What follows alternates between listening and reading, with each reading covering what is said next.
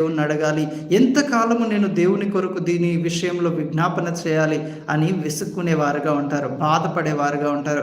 అయితే ఇక్కడ చూడండి, విసుగక నిత్యము మనం ఎందుకు ప్రార్థన చేయాలో దానికి దేవుడు ఒక ఉపమాన రీతిగా చెప్తూ ఒక పట్టణంలో ఉన్న న్యాయాధిపతిని విధవరాళ్ళు మన ముందు ఒక ఎగ్జాంపుల్గా చెప్పారు.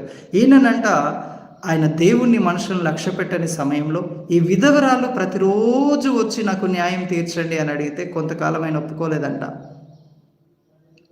కానీ తరువాత ఆయననే, నేను దేవుణ్ణి లక్ష్య పెట్టట్లేదు, భయపడట్లేదు, దేవునికి మనుషులను లక్ష్యం చేయట్లేదు, అయినా కూడా ఈ విధవరాలు నన్ను తొందర పెడుతుంది కాబట్టి ఈమెకు నేను న్యాయం చేస్తాను, ఈమెకు నేను సహాయం చేస్తాను, ఆమె ఒక ప్రతివాదికి ఆమెకు మధ్య ఉన్న వివాదం విషయంలో నేను న్యాయం చేస్తానని ముందుకొచ్చాడంట.